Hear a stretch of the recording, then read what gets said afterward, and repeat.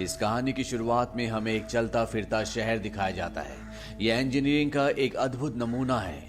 हमें बताया जाता है कि आज से कई साल पहले इंसानों ने क्वांटम हथियार बनाए थे जो कि बहुत ही खतरनाक थे, और जब इंसान आपस में लड़े, उन हथियारों का इस्तेमाल किया गया तो संपूर्ण मानव जाति लगभग पूरी तरह से खत्म हो गई। जो लोग बचे अब वो चलते फिरते शहरों में रहते हैं। ये एक तरह की विशाल गाड़ी है जिसके अंदर इंसान की जरूरत की हर एक चीज है, पर धरती पर रिसोर्सेज कम होने की वजह से ये बड़े बड़े चलते फिरते शहर एक दूसरे पर हमला करते हैं।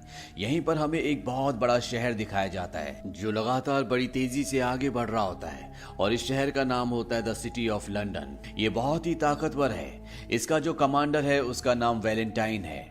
वो अपनी दूरबीन से देखता है कि एक छोटा सा शहर उनके शहर को देखकर भाग रहा है, क्योंकि वो जानता है कि ये उन्हें कैप्चर कर लेंगे। लेकिन द सिटी ऑफ लंदन लगातार उसका पीछा करती है। उसकी टेक्नोलॉजी, उसकी स्पीड, उसके हथियार सब बहुत ज्यादा एडवांस हैं। इसीलिए वो छोटा सा town the city of London से भाग नहीं पाता, और द सिटी ऑफ लंदन उसे कैप्चर करके अपने अंदर ले लेता है।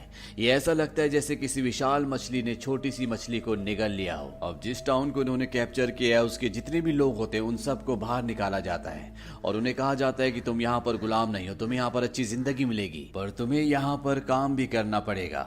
अब द सिटी ऑफ लंदन का इंजन दिखाया जाता है जो कि बहुत ही विशाल होता है, और इसी इंजन की वजह से पूरा शहर एक जगह से दूसरी जगह तक लगातार चलता रहता है। यहाँ पर जो छोटा टाउन इन्होंने अभी कैप्चर किया है, ये उसके टुकड़े करके उस इंजन के अंदर डाल देते हैं, जहाँ पर एक भट्टी जल रही होती है जो कि इस पूरे शहर का, इस पूरे इंजन का पावर सोर्स है। लंदन शहर में एक लड़का भी रहता है जिसका नाम टॉम है, जिसे पुरानी चीजें इकट्ठा करने का बहुत शौक है।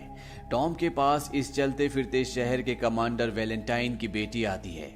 टॉम उसे दिखाता है कि उसके पास बहुत सारी पुरानी चीजें हैं, साथ ही साथ उसने पुरानी बची हुई ऐसी चीजें भी बचा रखी होती है जिससे हथियार बनाए जा सकते हैं, और वो उसने इकट्ठा इसलिए की होती है ताकि कोई भी इसका इस्तेमाल ना कर पाए, और सही जगह आने पर वो इन सब चीजों को फेंक दे। अब जब ये दोनों अंदर होते हैं तभी इन्हें बाहर शोर सुनाई देता है, और जब ये बाहर जाते हैं तो देखते हैं कि वहां पर उस छोटे टाउन के लोग हैं जिन्हें अभी अभी पकड़ा गया है। यहाँ पर वैलेंटाइन आता है और सबको कहता है कि तुम्हें यहाँ पर डरने की जरूरत नहीं है, तुम सब के सब यहाँ पर सुरक्षित हो।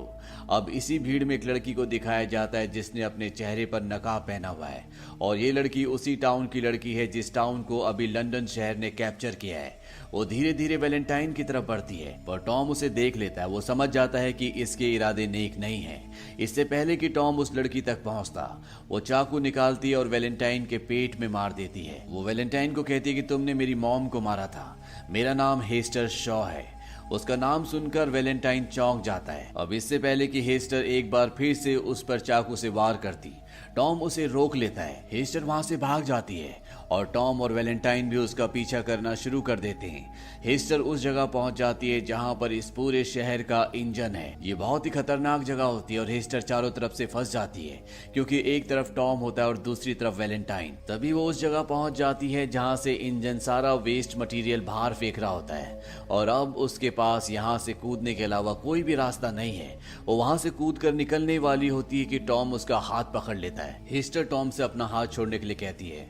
वो उसे कहते हैं तुम वैलेंटाइन को जैसा समझते हो वो वैसा बिल्कुल भी नहीं है, उसने मेरी मॉम का कत्ल किया है। उससे पूछना कि हेस्टर शॉ कौन है। इसके बाद वो अपना हाथ छुड़ाती है और वहां से कूद जाती है। अब यहाँ पर वैलेंटाइन आ जाता है। वैलेंटाइन टॉम से पूछता है कि उसने क्या कहा। टॉम कहता है कि उसने कहा कि आपने उसकी मॉम का कत्ल किया है। वैलेंटाइन पूछता है ये बात सुनकर तुम्हें हैरानी तो नहीं हुई। टॉम कहता है कि नहीं, अब मुझे जाना चाहिए। वैलेंटाइन कहता है कि हाँ, और तभी वो टॉम को भी उसी जगह से धक्का दे देता है जहां से हेस्टर कूदी होती है, यानी कि ये दोनों के दोनों इस शहर से बाहर गिर चुके हैं। यहाँ पर वैलेंटाइन की बेटी आ जाती है और वो अपने डैड से पूछती है कि टॉम और उस लड़की का क्या हुआ। वैलेंटाइन झूठ बोल देता है कि वो दोनों लड़ते लड़ते इस जगह से नीचे गिर गए। इस बात से वैलेंटाइन की बेटी को दुख होता है, और तभी वैलेंटाइन की बेटी ऊपर देखती है जहां पर टॉम का एक दोस्त खड़ा होता है। दरअसल उसने सब कुछ देख लिया होता है, इसीलिए बहुत घबराया हुआ होता है। वहीं इस चलते फिरते लंदन शहर के बाहर दिखाया जाता है जहां पर टॉम को फेंक दिया गया था। टॉम बेहोश होता है और उसके सामने हेस्टर बैठी होती है जो उसका सारा जरूरी सामान निकाल लेती है। हेस्टर यहाँ से जाने लगती है और जब टॉम उसके पीछे आता है तो हेस्टर उसे मना करती है। वो कहती है कि तुम्हें मेरे पीछे नीचे नहीं आना चाहिए था। टॉम कहता है कि मैं अपनी मर्जी से नहीं आया, वैलेंटाइन ने मुझे ऊपर से धक्का दिया था। इस बात से हेस्टर को गुस्सा आता है। वो कहती है कि 6 महीने लगे मुझे उसे ढूंढने में और तुम्हारी वजह से मेरे हाथ से वो निकल गया, आज मैं उसे मार सकती थी। ये कहकर वो टॉम को छोड़कर आगे जाने लगती है। टॉम कहता है बस मुझे मेरे शहर लंदन तक पहुंचा दो, उसके बाद मैं कभी तुम्हारा पीछा नहीं करूंगी।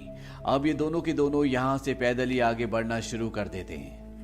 वहीं दूसरी तरफ चलती फिरती लंदन सिटी के अंदर यह दिखाया जाता है कि वहां पर वैलेंटाइन की अपनी एक लैब है जिसके बारे में उसके सीनियर्स को किसी को कुछ नहीं पता, और यहाँ पर वो एक लेडी के साथ मिलकर किसी सीक्रेट प्रोजेक्ट पर काम कर रहा है। वो लेडी बोलती है कि मैंने सुना है कि आज सुबह आपके ऊपर हमला हुआ है, आपने कभी बताया नहीं कि पेंडोरा शॉ की बेटी भी है। हेस्टर शॉ दरअसल पेंडोरा शॉ की बेटी है। वैलेंटाइन कहता है कि जब तक वो मुझे मार नहीं देगी वो चैन से नहीं बैठेगी। यहाँ पर जो लेडी होती है वो कहती है कि समंदर के बीचों बीच जो जेल है वहां से सुबह सुबह मुझे खबर मिली है, उन्होंने एक खौफनाक दरिंदे को पकड़ा है जो किसी को मारना चाहता है। वो दिन रात सिर्फ एक ही नाम लेता है और वो नाम होता है हेस्टर शॉ का। वैलेंटाइन ये जानने के बाद उस जेल में पहुंच जाता है। वो देखता है कि वहां पर एक खौफनाक दरिंदा कैद है। वो उससे पूछता है कि अगर तुम्हें हेस्टर शॉ मिल जाए तो तुम क्या करोगे। वो कहता है कि उसने अपना वादा तोड़ा है, मैं उसे जिंदा नहीं छोड़ूंगा। और ये सुनने के बाद वैलेंटाइन उस जेल पर हमला करके उस दरिंदे को आजाद कर देता है और अब ये दरिंदा हेस्टर शॉ को किसी भी कीमत पर मारना चाहता है। वो उसकी खोज में यहाँ से निकल जाता है। वहीं दूसरी तरफ हेस्टर शॉ को दिखाया जाता है जो सो रही होती है। अचानक से उसकी आंखें खुलती है और वो देखती है कि टॉम किसी से मदद मांग रहा है। वो टॉम को ऐसा करने के लिए मना करती है और जब वो ऊपर जाती है तो वो देखती है कि यहाँ पर शिकारी आ गए हैं जो इन दोनों को पकड़ना चाहते हैं। ये दोनों के दोनों अब भागना शुरू कर देते हैं, पर इससे पहले कि वो शिकारी इन्हें पकड़ते दोनों के दोनों जमीन के नीचे गिर जाते हैं। ये देखते हैं कि ये एक बहुत बड़ी मशीन के अंदर है। जिस तरह पानी के अंदर सबमरीन यानी कि पनडुब्बी होती है, यहाँ पर भी एक जमीन के अंदर मशीन है जिसके अंदर एक कपल है। वो दोनों इनकी खातिरदारी करते हैं और इन दोनों को लेकर यहाँ से आगे निकल जाते हैं। वहीं दूसरी तरफ कमांडर वैलेंटाइन की बेटी को दिखाया जाता है जो अपने पिता के ऊपर हमले के बाद उनकी जान के लिए बहुत ज्यादा चिंतित होती है। वो टॉम के उस दोस्त के पास जाती है जिसे उसने टॉम और हेस्टर के गिरने के बाद घटना स्थल पर देखा था। वो उससे सच जानना चाहती है। वो कहती मेरे पिता की जान को खतरा है। इस बात से टॉम का दोस्त गुस्सा हो जाता है।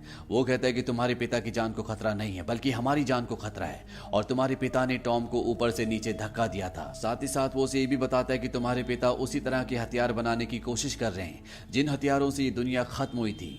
वो ये हथियार इसलिए बना रहे हैं ताकि वो उन लोगों को, उन शहरों को खत्म कर सके जो उसी तरह से रहते हैं जिस तरह से पहले दुनिया हुआ करती थी, ताकि वो उन शहरों को लूट कर अपने लिए खाना, ईंधन सब कुछ हथिया सके। ये सब जानने के बाद वैलेंटाइन की बेटी को बहुत दुख होता है। वहीं दूसरी तरफ दिखाया जाता है कि हेस्टर और टॉम को वो लोग जिन्होंने उनकी जान बचाई थी एक दूसरे शहर ले जाते हैं और यहाँ पर इंसानों की बोली लग रही होती है। दरअसल वो बूढ़ा कपल इन दोनों को फंसाकर यहाँ पर बेचने के लिए ले आया होता है। यहाँ पर इन दोनों की बोली लगना शुरू हो जाती है, पर तभी यहाँ पर एक लड़की आ जाती है जिसका नाम फैंग होता है। वो यहाँ पर बहुत सारे लोगों को मारकर हेस्टर को और टॉम को भागने के लिए कहती है। वो दोनों के दोनों यहाँ से भाग जाते हैं, पर जैसे वो बाहर जाते तो उनके सामने वही दरिंदा आ जाता है जिसे वैलेंटाइन ने जेल से छुड़ाया है, जो किसी भी कीमत पर हेस्टर शॉ को मारना चाहता है। वो हेस्टर शॉ का और टॉम का पीछा करता है, पर इससे पहले कि वो हेस्टर को मारता, फैंग एक बार फिर से यहाँ पर आ जाती है और इन दोनों को बचाकर अपने उड़ने वाले प्लेन पर लेकर इस जगह से निकल जाती है। हेस्टर फैंग से पूछती कि तुमने मेरी जान क्यों बचाई। फैंग उसे बताती कि मैं तुम्हारी मॉम को जानती थी, वो मेरी दोस्त थी। मैंने उससे बहादुर इंसान अपनी जिंदगी में कभी नहीं देखी। उसकी मृत्यु के बाद मैंने तुम्हें बहुत ढूंढा। मुझे लगा कि तुम अब जिंदा नहीं हो, पर जब मुझे पता लगा कि तुम जिंदा हो तो मैं पूरी तरह से हैरान हो गई कि कैसे एक 8 साल की बच्ची इतने खतरनाक माहौल में इतने सालों तक जिंदा रह पाई। पर अब मुझे सब कुछ समझ में आ गया है। दरअसल हेस्टर की मॉम के मरने के बाद जब वो भटक रही थी तो तब वो उसी दरिंदे को मिलती है जिसकी चमकीली आंखें हैं, जो अब हेस्टर को मारना चाहता है। ये जो चमकीली आंखों वाला दरिंदा होता है ये भी कभी इंसान था, पर इसके ऊपर कई सारे एक्सपेरिमेंट्स किए गए और अब ये पूरी तरह से एक ज़ॉम्बी बन चुका है। हेस्टर बताती है कि उस ज़ॉम्बी ने मुझे पाला पोसा बड़ा किया, हर तरह से मेरा ध्यान रखा। कभी कभी मुझे ऐसा भी लगता था जैसे उसे अपनी पिछली जिंदगी याद आती है। इसीलिए जब वो मुझे हमेशा उदास देखता था तो एक दिन उसने मुझसे कहा कि मैं तुम्हारी जिंदगी से तुम्हारी सारी उदासी हमेशा के लिए खत्म कर दूंगा। इसके बाद उसने मेरे लिए अपने जैसा एक सूट बनाया। उसने मुझसे कहा कि मैं तुम्हें अपनी तरह बना दूंगा जिस तरह से मुझे बनाया गया था। हेस्टर शॉ कहती कि इसके लिए मुझे मरना पड़ेगा वो ज़ॉम्बी कहता है बस कुछ वक्त के लिए, इसके बाद तुम्हारा दुख, दर्द, यादें सब की सब पूरी तरह से खत्म हो जाएगी। यानी कि वो खुद भी उसी ज़ॉम्बी की तरह बन जाएगी जिसके अंदर कोई भी एहसास नहीं होगा, बस बहुत ही धुंधली यादें रहेंगी। पर इससे पहले कि वो ज़ॉम्बी हेस्टर को अपनी तरह बनाता, हेस्टर वहां से भाग जाती है क्योंकि उसे अपनी मॉम की मौत का बदला लेना था। और इसी बात से वो ज़ॉम्बी गुस्से में होता है कि हेस्टर ने उसे धोखा दिया, वो उसे छोड़कर चली गई और अब इसीलिए वो ज़ॉम्बी हेस्टर को मारना चाहता है। वहीं दूसरी तरफ चलते फिरते लंदन शहर में वैलेंटाइन को दिखाया जाता है। उसके पास उसका सीनियर आता है। वो पूछता है कि यहाँ पर क्या चल रहा है। दरअसल उनकी सिटी सही दिशा की तरफ नहीं जा रही होती। वैलेंटाइन उसे अपने इरादों के बारे में बताता है। दरअसल यहाँ पर वैलेंटाइन ने मेड्यूसा को बना लिया है। मेड्यूसा वो हथियार है जिससे 60 मिनटों में इस पूरी दुनिया का अंत हो गया था और चंद ही लोग इस दुनिया में बचे थे। वैलेंटाइन का सीनियर उससे बोलता है कि तुम अपने इतिहास से कुछ भी नहीं सीखे, इससे दुनिया का सिर्फ खात्मा होगा। वैलेंटाइन कहता है कि जिसके पास मेड्यूसा होगा वही इस पूरी दुनिया पर राज करेगा, यानी कि वो इस पूरी दुनिया को अपने कंट्रोल में लेना चाहता है। और इससे पहले कि उसका सीनियर उसे रोकता, वो अपने सीनियर को गोली मार देता है। और जब वैलेंटाइन ने ऐसा किया होता है तो उसकी बेटी देख लेती है कि उसके पिता ने अपने सीनियर को गोली मारी है। और अब उसे यकीन हो चुका है कि टॉम के दोस्त ने जो भी कहा था वो सब कुछ सही था। उसके पिता ने सिर्फ एक शराफत का मुखौटा ओढ़ा हुआ है। वहीं दूसरी तरफ फैंग हेस्टर और टॉम को अपने बेस पर ले आती है, जहां पर वो इन दोनों को अपने साथियों से मिलाती है। इन सबको अभी नहीं पता कि वैलेंटाइन का आगे क्या प्लान है। फैंग हेस्टर से पूछती है कि तुम्हारी मॉम को जिस दिन वैलेंटाइन ने मारा था उस दिन क्या हुआ था। हेस्टर बताती है कि वैलेंटाइन ने उस दिन मेरी मॉम से कोई पुराना तकनीकी बॉक्स छीना था, इससे ज्यादा मुझे कुछ भी नहीं पता। तभी यहाँ पर एक आदमी बोलता है कि 6 महीने पहले वैलेंटाइन ने फ्यूजन इन्वर्टर सेल खरीदा था। और ये सुनने के बाद टॉम को सब कुछ समझ में आ जाता है। वो पेपर पर एक स्केच ड्रॉ करता है और उसे वो हेस्टर को दिखाता है। वो उससे पूछता है कि जब तुम्हारी मॉम से वैलेंटाइन ने बॉक्स छीना था, क्या उस बॉक्स के ऊपर ऐसा निशान था? हेस्टर कहती है कि हाँ। टॉम कहता है कि तुम्हारी मॉम को एक कंप्यूटर कोर मिला था जिससे क्वांटम एनर्जी वेपन बनाए जा सकते हैं। और यहाँ पर सब समझ जाते हैं कि अब वैलेंटाइन ने मेड्यूसा का निर्माण कर लिया है जिससे वो पूरी दुनिया को दोबारा से तबाही की राह पर ले जा सकता है। टॉम से पूछा जाता है कि मेड्यूसा को कैसे बंद किया जा सकता है। वो कहता है कि इसका सिर्फ एक ही तरीका है और वो है क्रैश ड्राइव। क्रैश ड्राइव एक तरह की चाबी है जो मेड्यूसा को पूरी तरह से बंद कर देगी, तबाह कर देगी। वैलेंटाइन भी किसी भी कीमत पर उस चाबी को हासिल करना चाहेगा, लेकिन किसी को नहीं पता कि वो चाबी, वो क्रैश ड्राइव कहाँ पर है। अब यहाँ पर वही ज़ॉम्बी आकर हमला कर देता है जो किसी भी तरह से हेस्टर को मारना चाहता है, पर टॉम उसके आगे आ जाता है। वो टॉम को उठाकर जमीन पर पटक देता है और जब वो टॉम को मारने वाला होता है तभी उसे हेस्टर रुकने के लिए कहती है। हेस्टर की आंखों में आंसू होते हैं। ये देखकर वो ज़ॉम्बी रुक जाता है। वो कहता है क्या तुम्हें इसने दर्द दिया? वो कहती नहीं, मुझे इसने दर्द नहीं दिया, तुम्हें इसे छोड़ना होगा। और उसके कहने पर वो ज़ॉम्बी उसे छोड़ देता है क्योंकि कहीं ना कहीं वो हेस्टर को अपनी बेटी मानता है। उसने हेस्टर को बड़ा किया है। वो पूछता है क्या तुम इससे प्यार करती हो, पर हेस्टर इसका कोई जवाब नहीं देती। और अब उसके अंदर अपने आप ही शॉर्ट सर्किट होना शुरू हो जाते हैं। वो हेस्टर को एक लॉकेट देता है। वो कहता है कि जब तुम मुझे मिली थी ये तुम्हारे गले में था, ये तुम्हारी एक अमानत है। साथ ही साथ वो उसे ये भी कहता है कि मैं तुम्हें तुम्हारे वादे से मुक्त करता हूँ। दरअसल हेस्टर ने उससे वादा किया था कि वो उसी की तरह बन जाएगी, पर अब वो वैसी नहीं बनना चाहती। यहाँ पर वो ज़ॉम्बी कमजोर होना शुरू हो जाता है और उसकी कुछ पुरानी यादें ताज़ा हो जाती हैं, जिसमें वो हेस्टर को और अपने परिवार को देखता है। और वो एयरबेस जहाँ पर ये सब के सब होते हैं वो ऊपर से नीचे गिर जाता है और इस तरह से इस ज़ॉम्बी का, जो कि इंसानों से भी बेहतर होता है, उसका अंत हो जाता है। पर यहाँ से टॉम, हेस्टर, फैंग सब के सब निकल जाते हैं और पहुंच जाते हैं शेंगू।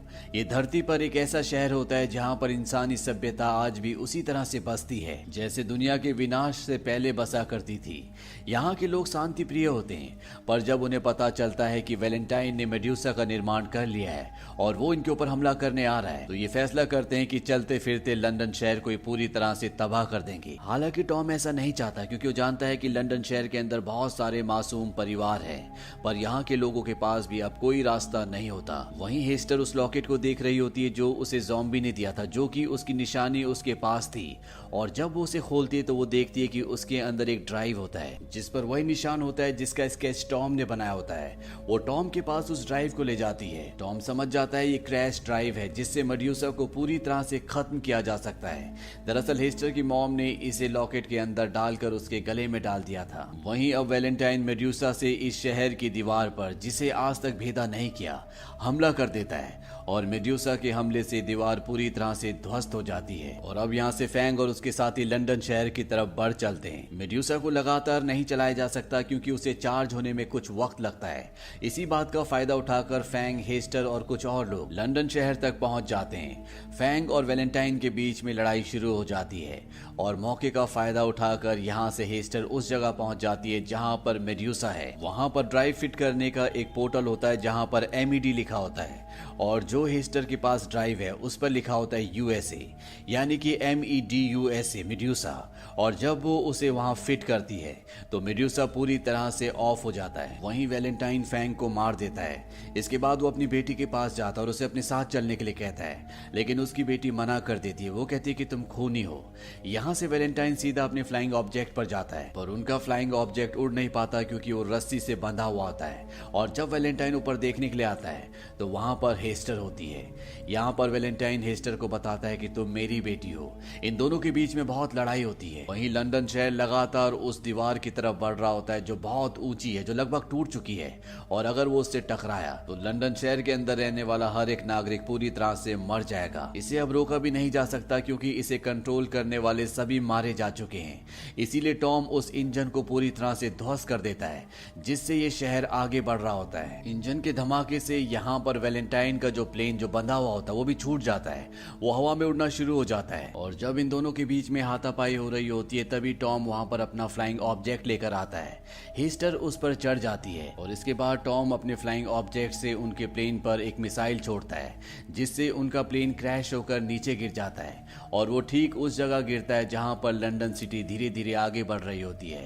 वैलेंटाइन उस सिटी के नीचे है और वो सिटी उसके ऊपर से होकर गुजर जाती है और इस तरह से वैलेंटाइन का अंत हो जाता है। लंदन शहर भी अब रुक चुका है और शेंगू शहर जो दीवार के उस तरफ है लंदन शहर के बचे हुए लोगों को अपने यहाँ पर आसरा दे देता है। अंत में हमें टॉम और हेस्टर को फ्लाइंग ऑब्जेक्ट के ऊपर दिखाया जाता है। टॉम हेस्टर को कहता है कि हम वहां जाएंगे जहां हमें हवा ले जाए, हम इस पूरी दुनिया को देखेंगे।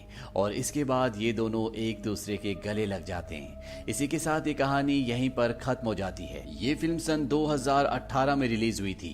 IMDb पर इसकी रेटिंग है 6.1। इस मूवी का बजट था 100 से 150 मिलियन डॉलर्स और बॉक्स ऑफिस पर इसने कमाई की थी 83.7 मिलियन डॉलर्स की। यानी कि ये फिल्म बॉक्स ऑफिस पर पूरी तरह से धराशायी हो गई। उम्मीद करते हैं कि इस फिल्म की कहानी आपको पसंद आई होगी।